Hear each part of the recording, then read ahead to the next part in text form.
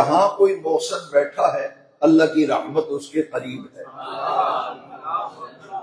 اللہ کی رحمت اس کے قریب ہے بحمد اللہ تعالی۔ یہ دو شہر تو بڑے ہی مقدس، بڑے ہی مبارک ہیں، جن کی عزت و عظمت اور تقدیس پر دوسرا کلام نہیں۔ الحمدللہ متعدد مرتبہ، 2 مرتبہ حج بیت اللہ شریف کی سعادت حاصل ہوئی، اور ماشاءاللہ کئی مرتبہ عمرہ شریف مدینہ پاک کی حاضری نصیب ہوئی۔ ایک عرصے سے دل میں ایک یہ تمنا تھی، ایک خواہش تھی کہ میرے جو مشائخ ہیں سلسلہ قادریہ میں، تو ان کی بارگاہوں کی حاضری اگر نصیب ہو جائے۔ ہمارے شجرہ طریقت کے اندر 7 ائمہ اہل بیت ہیں۔ آپ اس سے اندازہ فرما لیں کہ سلسلہ قادریہ کتنی برکتوں والا سلسلہ ہے۔ اس میں نبی کریم علیہ السلام کی اہل بیت کے 7 امام ہیں جو ہمارے شجرے میں ہیں۔ تو یہ ایک تمنا تھی، ایک آرزو تھی۔ بحمد اللہ تعالی اس کا آغاز 1985 میں ہوا۔ 1986 میں شاہپور میں نے جمعے کا سلسلہ شروع کیا۔ 1985 میں سیالکوٹ میں جامع مسجد ابو حنیفہ مرے کارئی روڈ پر میں نے 2.25 سال وہاں جمعہ شریف کی خدمت سر انجام دی، اور 1985 میں اسی دوران میں انڈیا کی حاضری ہوئی۔ وہاں حضرت خواجہ غریب نواز اجمیری رضی اللہ تعالیٰ، حضرت خواجہ نظام الدین اولیاء، حضرت خواجہ نظام الدین اولیاء، حضرت امیر خسرو، اور اعلیٰ حضرت شاہ احمد رضا خان فاضل بریلوی، ان تمام مقامات کی زیارت سے مشرف ہوا۔ اور ہمارے سلسلے کی ایک نمایاں 7 ائمہ اہل بیت کے بعد ایک نمایاں ہستی ہیں سرکار غوث العظم شہنشاہ بغداد غوث الثقلین سیدنا عبد القادر جیلانی رضی اللہ عنہ۔ تو ایک تمنا تھی، اور ہمارے مشائخ قادریہ کی اکثریت جو ہے وہ بغداد شریف میں مدفون ہے، ان کے مزارات بغداد شریف میں ہیں۔ تو اللہ کریم نے مہربانی فرمائی، فضل و کرم فرمایا، احسان فرمایا، اس مرتبہ جانے کی توفیق ملی۔ اور تمنا یہ تھی کہ ہمارے شجرے میں نبی کریم علیہ السلام کے بعد جس ہستی پاک کا نام آتا ہے وہ مولا کائنات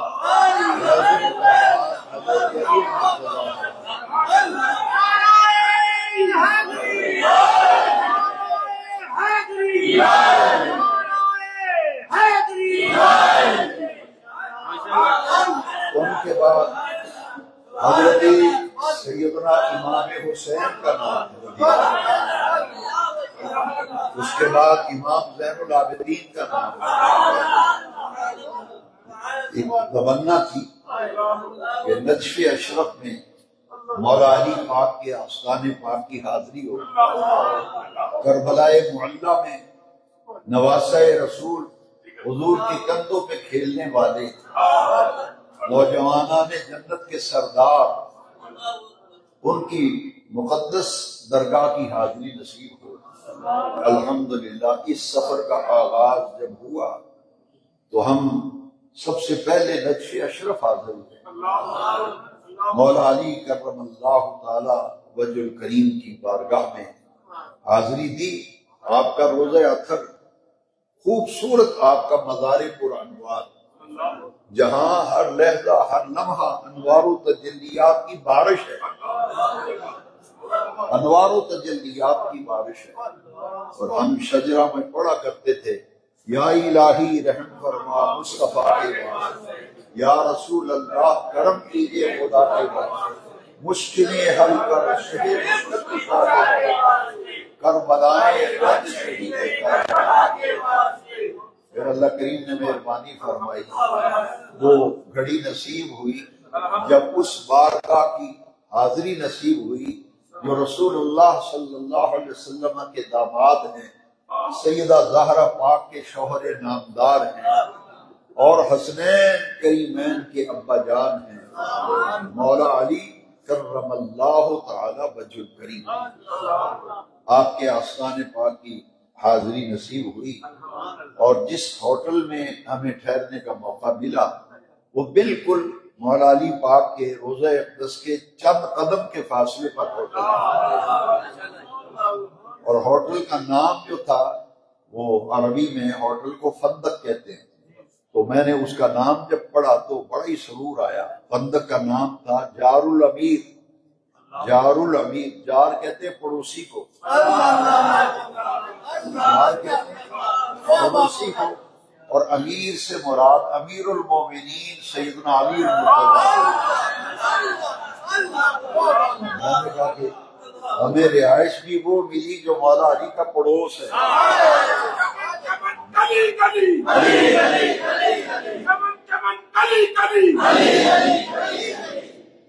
شاہ مردان شیر یکساں قوت پرور، لا فتح الا علی، لا سیف الا حکم۔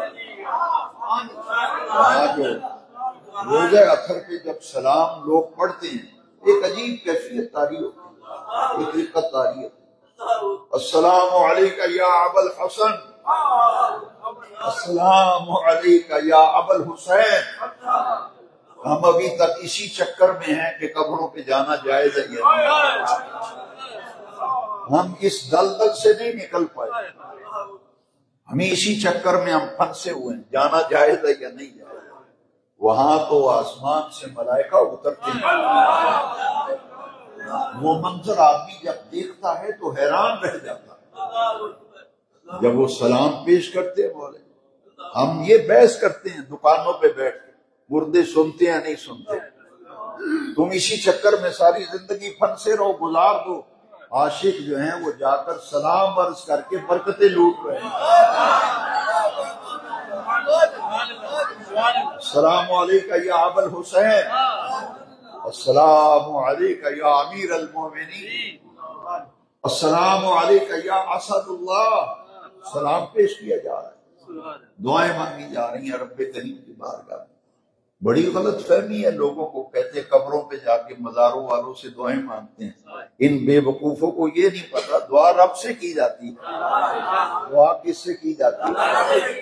وہ مقام ابراہیم پہ نفل پڑھ رہے ہیں تو کس کے پڑھ رہے ہیں؟ بس ابراہیم علیہ السلام کی عبادت تو نہیں ہے نا۔ تو ہم تو بھائی 40 سال عمر ہو گئی، ابھی اس مسئلے کو ہم سمجھ نہیں سکے۔ ہم کہتے ہیں سنتے ہیں نہیں سنتے، سلام کرنا چاہیے نہیں چاہیے، جانا چاہیے نہیں جانا۔ نکلو اس چکر سے، غلاموں کی فہرست میں شامل ہو، غلاموں کی فہرست میں شامل ہو۔ یہ رکنے والا منظر نہیں ہے، اور اتنی نفاست۔ النجف الاشرف نام ہے اصل شہر، النجف الاشرف، ہم اپنی زبان میں نجف اشرف کہتے ہیں۔ یہ مبارک شہر ہے جہاں مولا علی پاک کی قبر ہے، اور آپ کے مزار شریف سے باہر نکلیں تو 2 اللہ کے پیارے نبیوں کی قبریں ہیں نجف اشرف میں۔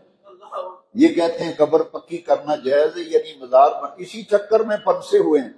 وہاں جا کے دیکھو، تمہیں عقل آئے، کچھ ہوش آئے۔ حضرت ہود علیہ السلام اللہ کے پیغمبر ہیں، حضرت صالح علیہ السلام اللہ کے نبی ہیں، ان کے مزارات ہیں۔ مزارات پر خوبصورت چادریں چڑھی ہوئی ہیں، اور وہاں لوگ قرآن شریف پڑھ رہے ہیں، وہاں لوگ ذکر کر رہے ہیں، انبیاء کرام کے مزارات۔ پھر جب نجف اشرف سے ہم کربلا گئے تو راستے میں حضرت ایوب علیہ السلام اللہ کے پیغمبر ہیں، ان کا خوبصورت مزار شریف بنا ہوا ہے، خوبصورت چادریں چڑھی ہوئی، خوبصورت جالی ہے۔ وہاں کوئی نماز پڑھ رہا ہے، کوئی قرآن پڑھ رہا ہے، کوئی دعا مانگ رہا ہے، کوئی خیرات کر رہا ہے۔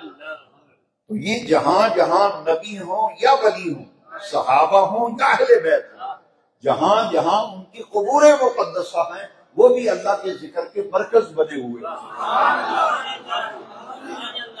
ان مراکز پہ ان کی عبادت نہیں ہوتی، عبادت رب کی ہوتی ہے۔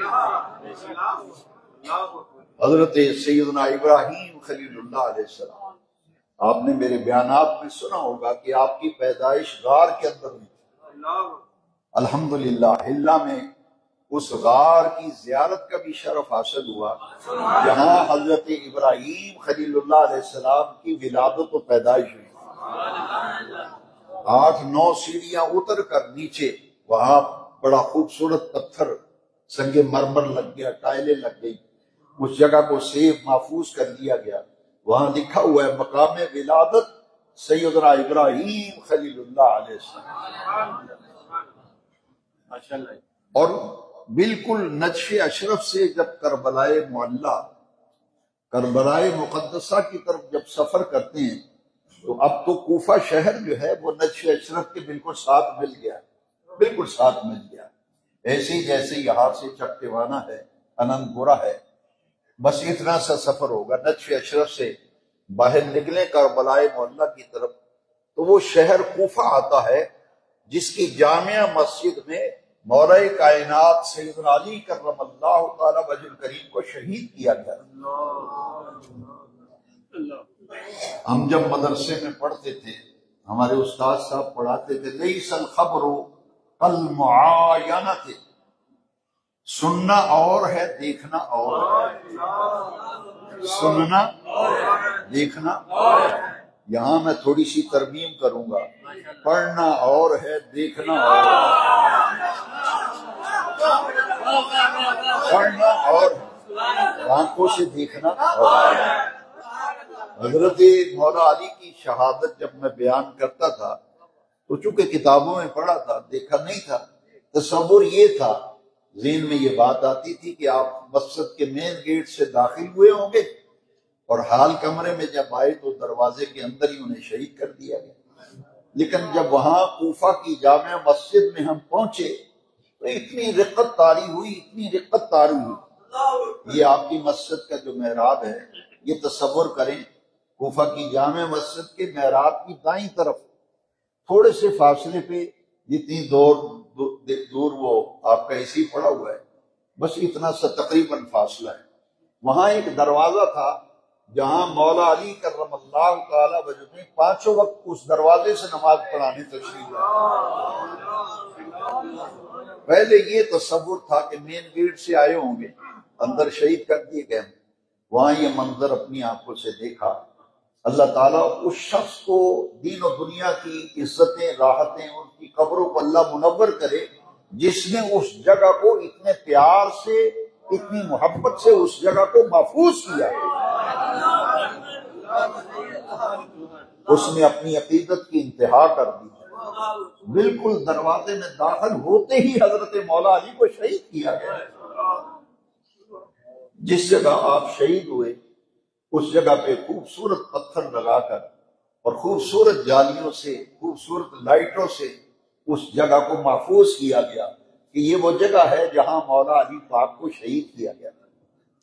اس دروازے سے نکلتے تھے آپ اور اس طرف کو چلتے تھے، اور یہ تھوڑا سا آگے چل کر حضرت مولا علی کا گھر آتا ہے۔ بحمد اللہ تعالی کوفہ میں جامع مسجد کوفہ کے قریب مولا علی کے گھر کی زیارت کا شرف حاصل ہوا، اور یہ بڑی تسکین حاصل ہوئی کہ بے عین ہی جس جگہ مولا علی کا گھر تھا اور جس نقشے پہ تھا اسی نقشے پہ آج بھی موجود ہے۔ کیونکہ 1400 سال گزر گئے تو جیسے جیسے وقت گزرتا ہے اس کی مرمت ہوتی رہتی ہے، لیکن نقشہ وہی ہے۔ وہاں تو دیکھ کر عجیب کیفیت طاری ہوتی ہے کہ آپ کے گھر مبارک کے اندر پانی کا انتظام چونکہ کنووں کے ذریعے تھا نا، آپ کے گھر مبارک کے اندر ایک کنواں ہے جس کا نام ہے بیر علی، وہ کنواں ہے جس کا پانی آپ استعمال کرتے تھے۔ اب کنواں چونکہ بند کر دیا گیا، لکڑی کے تختے لگا کر کنویں کو اوپر سے بند کیا گیا، لیکن یہاں پمپ لگا کر، موٹر لگا کر اس کی ٹوٹیاں جو ہیں مین روڈ سڑک کے اوپر ٹوٹیاں لگا دی گئی ہیں۔ وہاں لکھ دیا گیا ہے کہ حضرت علی پاک کے گھر کی کنویں کا پانی لوگ وہاں سے پانی بھرتے ہیں، تبرک لے جاتے ہیں، خود پیتے ہیں، سیراب ہوتے ہیں۔ آپ کے گھر مبارک کے وہ کمرے دیکھے، ایک کمرہ ایسا دیکھا جہاں آپ مہمانوں سے ملاقات فرماتے تھے، ایک جگہ ایسی دیکھی گھر کے اندر جہاں آپ تہجد پڑھتے تھے، عبادت کیا کرتے تھے۔ سیدنا علی کرم اللہ تعالی وجہ کریم اور کوفہ کی جامع مسجد کے محراب سے اگر اس طرف کو چلیں تو حضرت مسلم بن عقیل رضی اللہ تعالیٰ جن کو شہید کیا گیا تھا ان کا مزار شریف ہے۔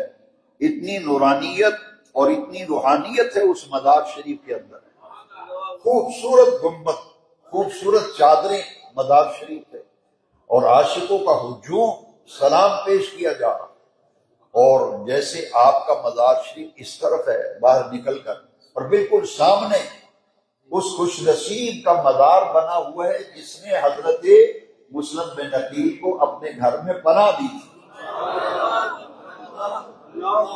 حضرت ہانی بن عروہ، حضرت ہانی بن عروہ جیسا شاندار مزار اور گنبد امام مسلم بن عقیل کا ہے، اسی سج دھج کے ساتھ ہانی بن عروہ کا مزار بنا ہوا۔ جتنا رش میں نے مسلم بن عقیل کے مزار پہ دیکھا اتنا ہی رش ہانی بن عروہ کے مزار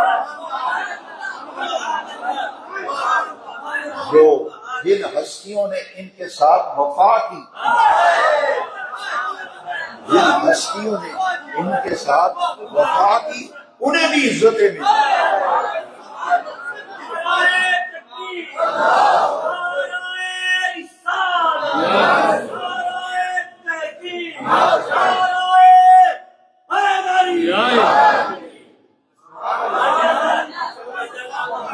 وہاں سے کربلائے معلیٰ،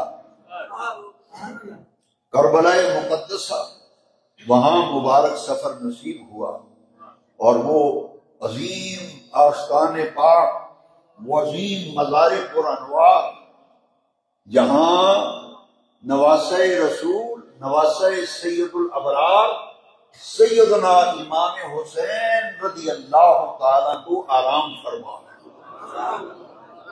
جہاں آپ کا جسد مبارک مدفون ہے، اس جگہ کی، ان روضہ اطہر کی زیارت کی، امام علی مرتبت کے درگاہ مقدسہ روضہ انور کی، ادب و احترام کا کمال اہتمام، صفائی ستھرائی، قالین بچھائی، اور میں تو یہ کہتا ہوں کہ یہ بدبخت جو یزید کے طرفدار ہیں اور اس کی حمایت میں دن رات قصیدے پڑھتے ہیں، انہیں تو دیکھ کر غش پڑے گا کہ اللہ کریم نے ان کو اتنی عزتیں دی ہیں جنہوں نے حسین پاک سے وفا کی ہے۔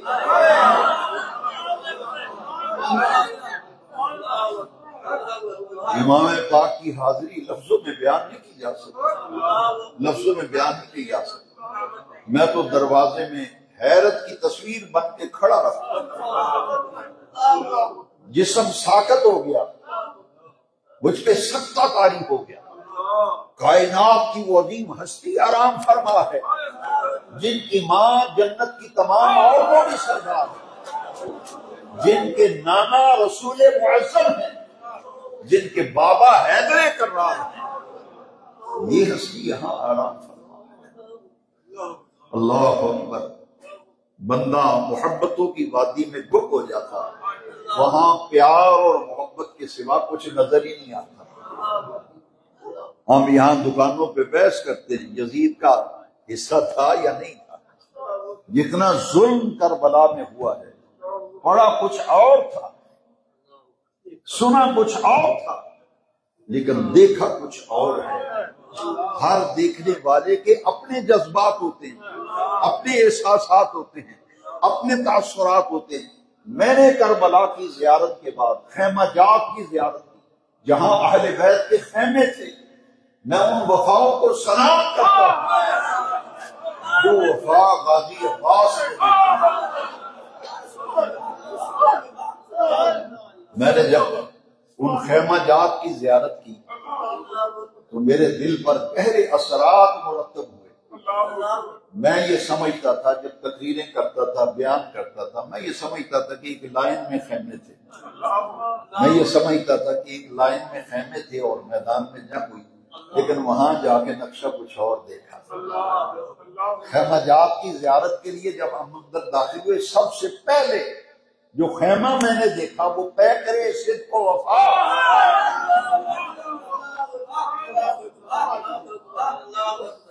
قمر بنی ہاشم غازی عباس علمدار کا خیمہ تمام خیموں سے پہلے ہے۔ خیموں کی جب زیارت کرنے لگے وہاں تصورات میں آدمی گم ہو جاتا ہے کہ اتنا ظلم ہوا سادات پر، اتنا ظلم ہوا رسول اللہ کے گھرانے پر۔ آج کلمہ پڑھ کے لوگ بحث کرتے ہیں وہ حق پہ تھا، یہ حق پہ تھا۔ اتنا ظلم ہوا کربلا کے میدان میں۔ میں اس نتیجے پر پہنچا ہوں کہ جہاں جہاں کوئی نبی کے گھرانے کا فرد ملا، ان ظالموں نے گھیر کر انہیں شہید کر دیا۔ اتنا ظلم ہوا کہ گھیرے میں لیا، گھیرے میں لے کے شہید کر دیا۔ باقاعدہ جنگ کا تصور جو ہے وہ میری سمجھ میں نہیں آیا۔ دفاع میں تلوار ضرور اٹھائی لیکن سیدوں کو گھیرا گیا، گھیر کر ظلم کیا گیا۔ غازی عباس کا خیمہ سب سے پہلے میں نے دیکھا، خیمہ جات میں سب سے آگے غازی عباس کا خیمہ۔ میرے دل میں خیال آیا، میں نے کسی کتاب میں یہ نہیں پڑھا، میں نے یہ سوچا کہ اس قافلے کے سردار و سربراہ تو امام حسین ہے، تو سب سے پہلے غازی عباس کا خیمہ کیوں ہے؟ انہوں نے کہا نہیں بھائی جان، میرا خیمہ سب سے آگے ہوگا تاکہ دشمن آئے تو سب سے پہلے مجھ سے نپٹے، آپ کی طرف بعد میں آئے، پہلے میرے ساتھ نپٹے۔ وفا کی یہ وہ تاریخ ہے جو بھائیوں میں کہیں نظر نہیں آتی۔ یہ غازی عباس میں وفاؤں کو سلام، سب سے پہلے ان کا خیمہ۔ وہ میرے ذہن میں جو کتابوں میں پڑھا تھا، میں یہ سمجھتا تھا کہ ایک لائن میں خیمے ہوں گے، لیکن نہیں، غازی عباس کا خیمہ پہلے ہے۔ چند قدم آگے چلے پھر نواسہ سید الابرار سخی لجپال حسین پاک، پھر آپ کا خیمہ، اور آپ کے خیمے کی پشت، یہ خیمہ حضرت امام حسین پاک کا، اس کی پشت کے بالکل ساتھ متصل سیدہ زینب پاک کا خیمہ۔ پردے کا اس قدر اہتمام دل اور دماغ اور روح پر کیفیت طاری ہو کہ حضرت سیدہ زینب پاک کا خیمہ بالکل حسین پاک کے خیمے کے عقب میں تھا، اور پھر آگے خیمہ کس کا تھا؟ امام سجاد زین العابدین کا خیمہ تھا۔ باپ بیٹے نے سوچا ہوگا کہ باپ کا خیمہ ادھر، بیٹے کا خیمہ ادھر، درمیان میں مخدرات عصمت پاک باز بیویوں کا خیمہ تھا۔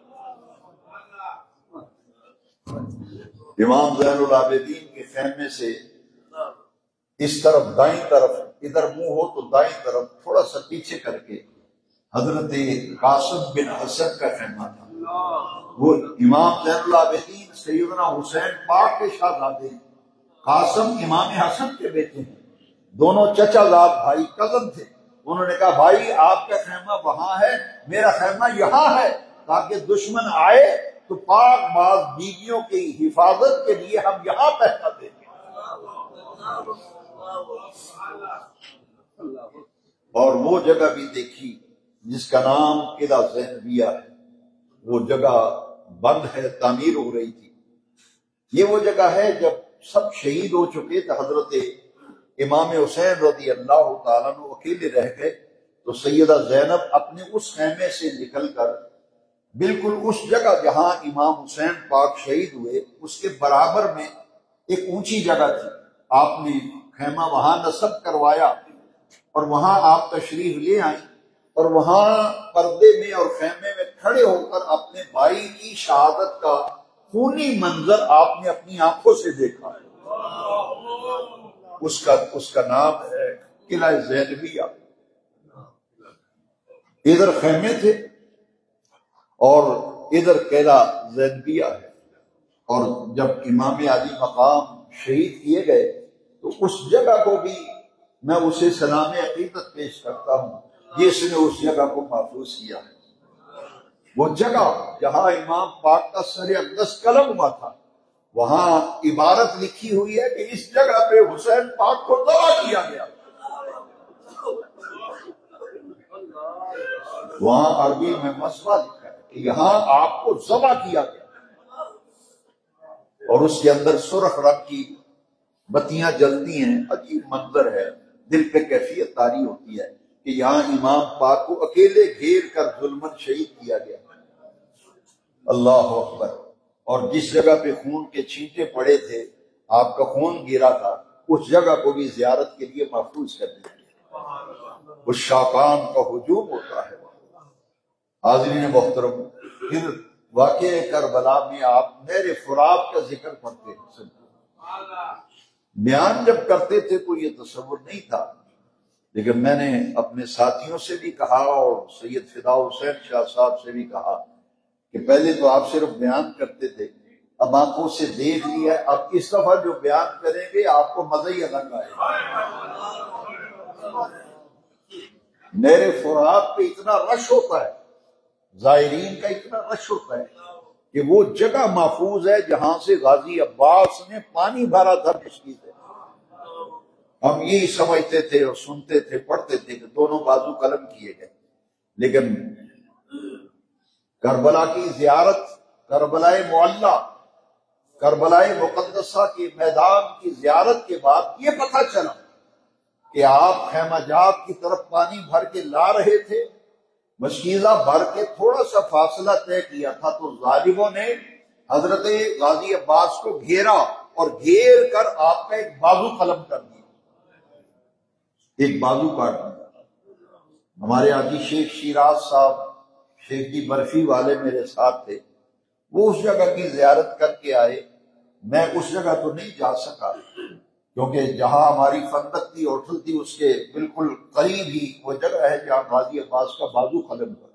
البتہ دوسری جگہ کی زیارت میں نے کی کہ جہاں دوسرا بازو قلم ہوا تھا، وہ آپ کا جہاں مزار پر انوار ہے اس کے بالکل قریب تھوڑا سا اس طرف جائے تو دائیں طرف بازار کے اندر، مارکیٹ کے اندر ایک پلر بنا ہوا ہے، وہاں لکھا ہوا ہے کہ اس جگہ پہ حضرت غازی عباس کا دوسرا بازو قلم ہوا۔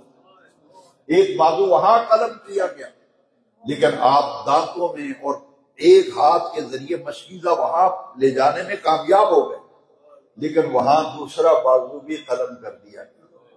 وہاں سے مشکیزہ لے کر خیموں کے بالکل قریب پہنچ چکے تھے، وہاں آپ کو گھیرے میں لیا اور ظالموں نے گھیر کر حضرت غازی عباس کو وہاں شہید کر دیا۔ جہاں آپ شہید ہوئے وہی آپ کا مزار پر انوار بنا ہوا ہے۔ غازی عباس علمدار رضی اللہ تعالیٰ عنہ و سلام اللہ علیہ، ان کے مزار شریف کے بالکل سامنے سیدنا امام حسین پاک کا مرکز انور۔ تو یہ نہر فرات کا نقشہ، میدان کربلا کا نقشہ، اور امام پاک کی آستان پاک اور درگاہ مقدسہ کی حاضری کے بعد میں تھوڑا سا آگے چلا تو ایک مزار شریف پر بڑا رش تھا، تو میں نے دیکھا کہ جیسے امام پاک کے مزار پہ رش ہے ویسے ہی رش یہاں ہے۔ بڑی مشکل سے جالیوں کے پاس پہنچا تو میرے دل میں خیال آنے لگا یہ کن کا مزار شریف ہے، یہ قبر انور کن کی ہے؟ میری نظر اوپر پڑی، لکھا ہوا تھا یہ حبیب بن مظاہر کی قبر ہے۔ یہ کون تھا؟ حضرت امام حسین کا دوست تھا، ذاتی دوست ہوتے ہیں، کتابوں میں پھر پڑھا میں نے، یہ امام حسین کا دوست کا فرینڈ، ذاتی دوست تھا۔ میں نے کہا دوست تو بے وفا نکلتے ہیں، میں نے کہا اگر دوست ہو تو ایسا با وفا ہو جیسا حبیب بن مظاہر تھا۔ بالکل امام پاک کی قبر انور کے تھوڑا سا آگے کچھ دے حبیب بن مظاہر کی خبر ہے۔ حضرت امام علی اکبر جو 18 سال کی عمر میں کربلا میں شہید ہوئے، ان کی قبر انور حضرت امام پاک کی قبر انور کے ساتھ جالیوں کے اندر ان کی قبر انور۔ حاضرین محترم، میں ختم کرتا ہوں انشاءاللہ، پھر کبھی عرض کروں گا۔ دو چیزیں بہت ضروری ہیں، ایک یہ کہ حضرت علی اصغر 6 ماہ کے شیر خوار تھے، تو میں نے اپنے دوستوں سے بھی کہا کہ میں تو واقعہ کربلا جو پڑھتا ہوں کتابوں میں، جو منظر دیکھ رہا ہوں یہاں تو بہت ظلم ہوا ہے، وہ ظلم ہم بیان ہی نہیں کرتے، نہ ہم نے وہ سمجھا، کیونکہ آنکھوں سے دیکھا تو پتہ چلا۔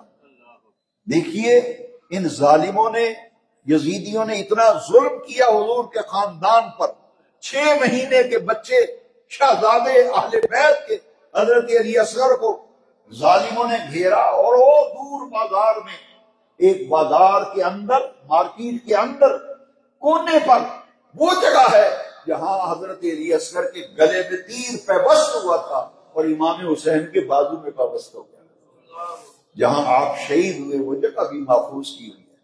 پھر تھوڑا سا اس طرف آگے کو نکلیں، ایک مارکیٹ کے اندر بالکل اینڈ کے اوپر حضرت امام علی اکبر کی جہاں شہادت ہوئی اس جگہ کو بھی محفوظ کیا ہوا ہے۔ حاضرین محترم، یہ کربلا معلی ہو، نجف اشرف ہو، یہ کوفہ ہو، جتنی بھی زیارات ہیں وہاں یوں لگتا ہے کہ رحمت الہی برس رہی ہے، رحمت الہی برس رہی ہے۔ اور جہاں جائیں وہاں عقیدتوں کی انتہا دیکھی، ایسی محبت میں نے پاکستان میں نہیں دیکھی جتنی محبت ان عربوں کے اندر حضور کے خاندان کے ساتھ۔ وہ ختم ہو رہا ہے، بلکہ حاجی صاحب نے مجھے کہا تھا کہ آج آپ کچھ زیادہ وقت لے سکتے ہیں، میں نے کہا چلو آپ کہتے ہیں تو میں لے لیتا ہوں۔ بغداد شریف،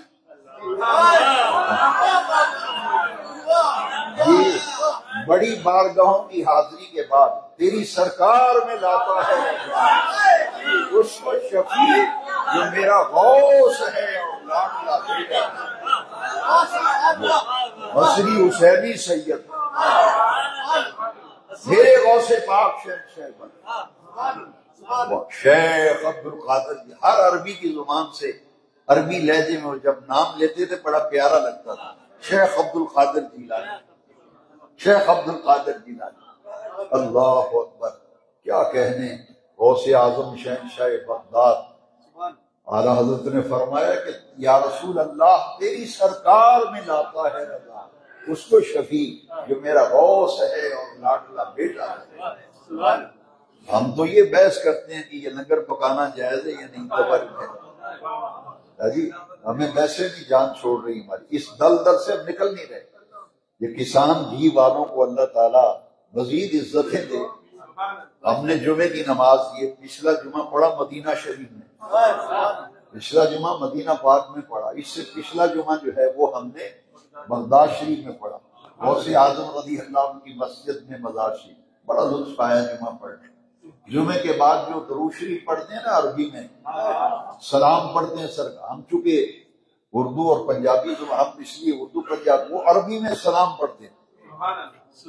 یہ جو شیخ حنیف ہے، میاں حنیف کسان گھی والے، میں نے انہیں پہلی دفعہ دیکھا ہے، وہ خود برتن اٹھا کے خود کھانا آگے رکھتے تھے لوگوں کے، اور جو خالی برتن تھے خود اٹھاتے تھے، میز صاف کرتے تھے، اور ٹیشو پیپر لے کے میز صاف کر رہے ہیں، اس پہ لنگر رکھ رہے ہیں۔ کسی نے مجھے بتایا کہ یہ کسان گھی والے ہیں، شیخ حنیف فیصل آباد والے، جو غوث اعظم کے آستانے پہ 3 ٹائم لنگر دیتے ہیں، 3 ٹائم، صبح کا ناشتہ، دوپہر کا کھانا اور شام کا لنگر۔ یہاں ایک دفعہ لنگر لیں گے، دوسری دفعہ مانگیں گے تو تقسیم کرنے والا جھڑکے گا آپ کو، چل کم کر، انہوں لے کے گئے پھر آگے۔ امام سے 10 دفعہ بھی مانگیں گے، شیخ حنیف کے ماتھے پہ بل نہیں آتا۔ اتنا امیر کبیر آدمی، وہ برتن استعمال شدہ خود اٹھا رہا ہے، ڈسپوزیبل برتن۔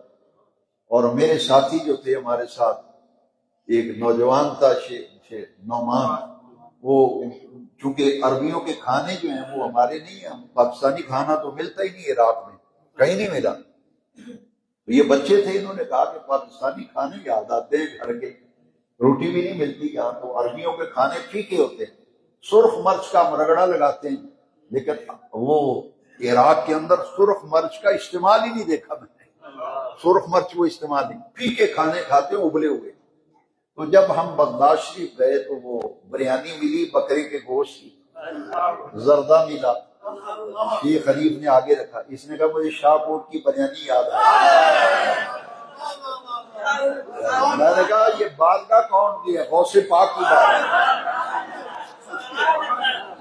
ان کا 11ویں کا لنگر بڑا مشہور ہے، غوث پاک کی 11ویں کا لنگر بڑا مشہور ہے۔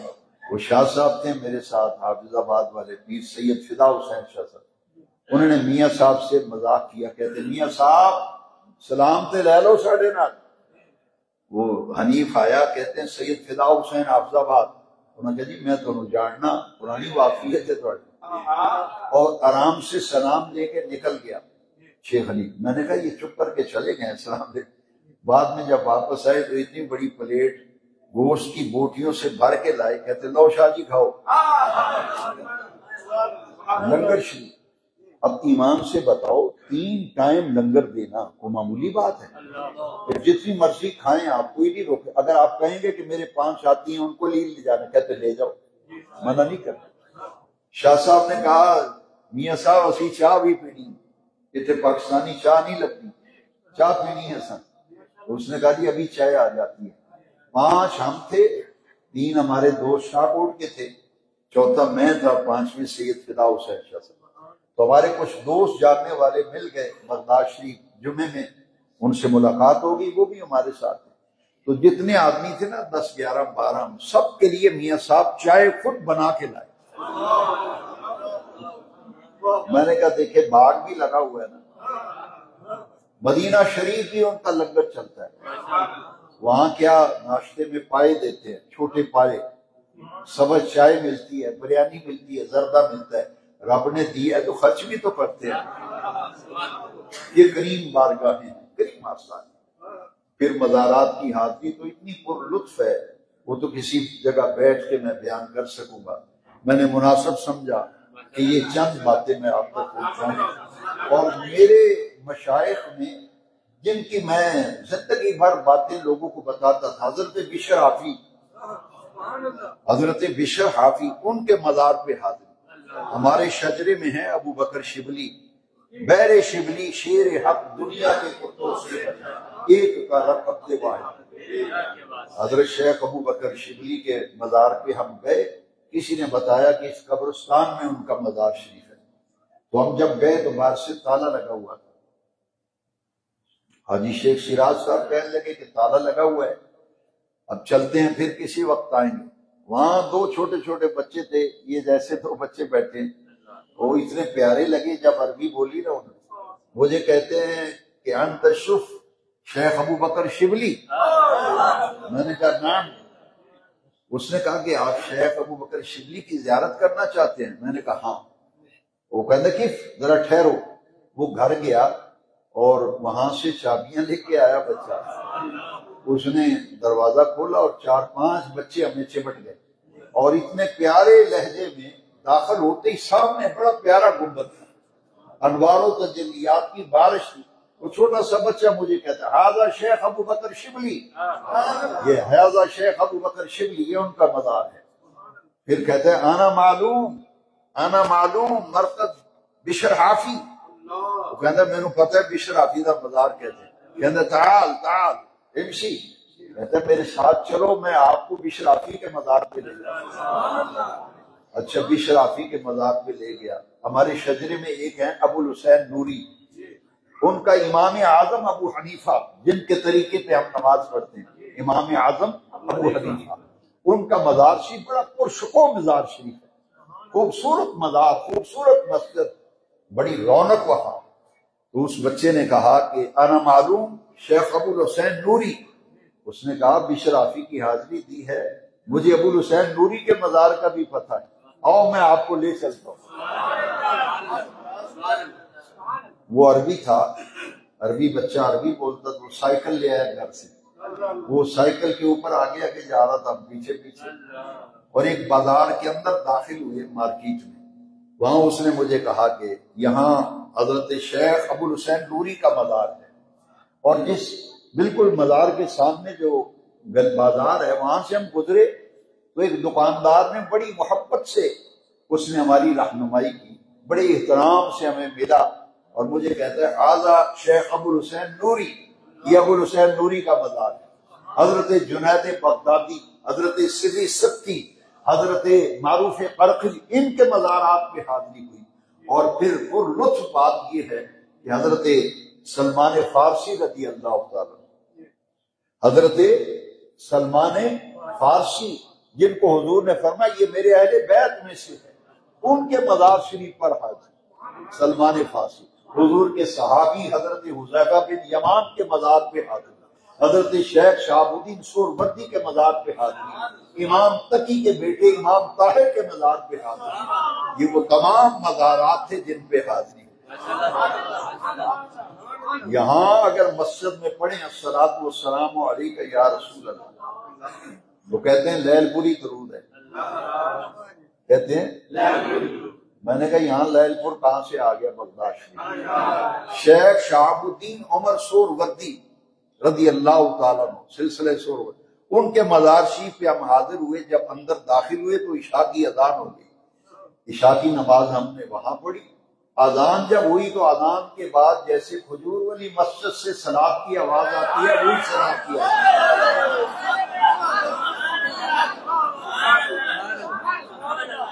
الصلاۃ والسلام علیک یا رسول اللہ، وہی وہ عربی لہجہ ہے۔ ہماری جتنی مرضی طرزیں لگائیں اور خوش آوازی کریں وہ طرز بن ہی نہیں سکتی۔ الصلاۃ والسلام علیک علیک یا سیدی یا رسول اللہ، الصلاۃ والسلام علیک یا سیدی یا حبیب اللہ، الصلاۃ والسلام علیک یا سیدی یا رحمت للعالمین۔